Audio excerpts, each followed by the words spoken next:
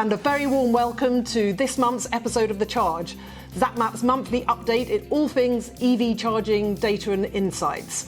So this month, a new for us, we've got our very first external guest. So I'm very pleased to welcome Ian Johnston, CEO of Osprey Charging and Chair of ChargeUK, the trade body for charge point operators in the UK. Hi Ian, how are you? Thank you so much for your time, great to be here. Yeah, brilliant, great to have you. So it's been a pretty busy week this week in EV charging. First up, SMMT announcing the 1 million electric cars on the road, really great milestone. Secondly, OZEV talking a bit more about their plan for drivers, some interesting things about permits. And then thirdly, the House of Lords reported on their select committee. So you and I were both on that, the panel, so it's nice to see the results coming out of that. I think it was a great report as well, so I think I'm delighted to see many of the recommendations we were both making coming through there. Yeah, that was really good, wasn't it? It felt like they really listened and were interested in what we had to say. So 2023, I think, was a fantastic year for EV charging. We've reported on that, 45% total increase in chargers, a big increase in high-powered chargers, and the beginning of the year is really beginning in the same vein. So, what are your thoughts on last year? I think 2023 was a record year in many respects. I think you mentioned the huge uplift in the volume of charging there, but I think also the quality of the charging and the formation of it. So we've seen many more large rapid charging hubs, as you've referenced, which is fantastic. Much more availability of charging and reliability and accessibility as well, which is good. And I think for the public, they're starting to see chargers on their journeys, chargers in their towns and cities. So a massive monster rollout, and we're seeing that pace increase through the year, and it certainly will increase through 2024 as well. So great to see. Yeah, no, I think that's really good. It's hard. I think it's much harder for the media to find these negative stories. But so we're starting off 2023. The numbers for January very positive. 1,400 net new chargers were installed. Over 350 chargers, rapid or ultra rapid chargers. So that's great. Lots of positivity, but there are challenges in EV charging, aren't there? I mean, what do you see as the key headwinds, I guess? I think you said earlier that much of the growth we're seeing is in the rapid and the ultra rapid space, which is fantastic. I think that will get even faster this year, the rollout of rapid charging. Clearly, we need the on-street and the AC charging to grow at the same pace there. And so much of that is driven by the LEVI fund. And it's great to see the first money being released for those projects, but we need to make sure that the rest of that money flows through to the local authorities, and that the local authorities carry that momentum forward and get the procurement processes going quickly. Yeah, and I mean, the DC side also has its challenges. The grid, is that still an issue?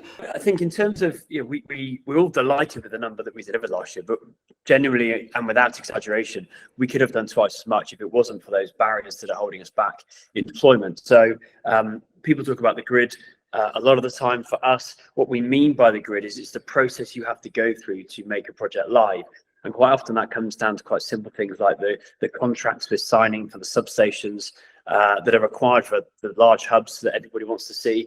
And then it's things like highways permits. So, getting the rights to open the road up to make the connection to the cable. So these are low-hanging fruits in terms of things that we can solve easily.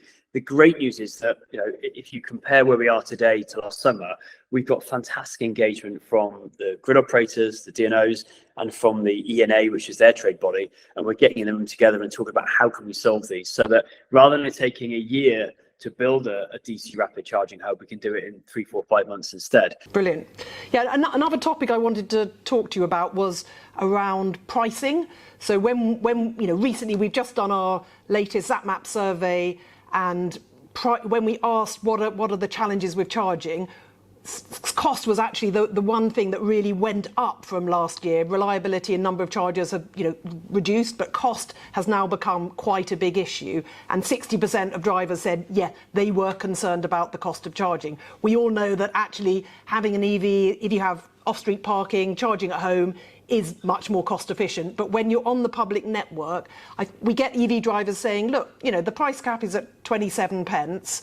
Why is it that and we understand that there's been a crisis, there's been Ukraine, there's energy issues, everyone gets that. But why is it that we're being charged close to 80 pence per kilowatt hour on the rapid, ultra rapid network? You know, what's going on? I think the first key point to make is that you mentioned the price cap, and unlike residential electricity, there is no price cap for commercial businesses. So whether you're a charging network or a bakery or library, you're paying the raw cost of energy from the market. Now, the market has come down from the peak of the crisis, but we're still at a pricing level today, which is probably 150 to 200% of what it was before the war in Ukraine. So the cost of running the network and selling power to consumers is higher. But the other big part, and this is almost now getting a larger cost for us than the cost of the electricity, are the standing charges. And there's two parts to this. So firstly, we're building much bigger projects. So we all want to see huge hubs with rows and rows of chargers. So we're making huge grid connections ready for a market in 2035 of full adoption, when actually we're at 3% of vehicles on the road today. But we're paying the cost every day for that huge grid connection. But also, regardless of the size of the grid connection, the standing charge in itself is now in some cases 10 times what it was 2 years ago. Wow. That's got nothing to do with Ukraine. That's to do with the change in the grid code. It's been done so that there's more funding going in to build more projects, but this is a kind of an unintended consequence that's come out, and it now means that the cost of opening a site every day, regardless of whether you have one customer or 1,000 customers, is 10 times higher. Thankfully, ChargeUK are working with Ofgem and with government on this, and we're looking at ways where we can bring that cost down to make sure that every project that could be built is being built, because of course these projects have to look viable on the long term. So this year, or the end of last year, the public charge point regulations came into force, and one of the key measures within that was this 99% reliability figure, which is going to be which all charge point operators need to fulfil by, I think, Q3 or November, I think it is, this year. So when ZapMap looks at, we can review all the charging sessions, and when we look at reliability, it comes out at around roughly about 92% of chargers at any point in time or over a sort of average period are out of or in service. So there's quite a big gap between that 92% and the 99%. When we look at we know it's partly a legacy charger issue, and when we look at chargers which have been installed in the last couple of years, the rate goes way up. But there still seems to be a bit of a gap. When you talk to other charge point operators or the charge point operators, what are their thoughts on that? Are there actions that are taken, or what's the plan? Firstly, the charging networks and ChargeUK are completely behind the reliability regulations. I think we've worked with Ofgem really well on that. We absolutely support the 99% target. It's imperative to tell the new drivers of EVs that the network is there for them and it's reliable when they need it. I think in terms of it's interesting, the 92% you mentioned there. From our perspective, we've seen a number of networks that last year said, look, fantastic news, we've achieved 99% already, so we're pretty behind the number. I think there will be some networks who aren't there, and of course there's a lot of work going on with them because they're all on board to get to 99%. There's a bit of a technicality which is a bit boring, a bit frustrating, but of course what we all want is that when a driver turns up to a charger, they can get the charge they want.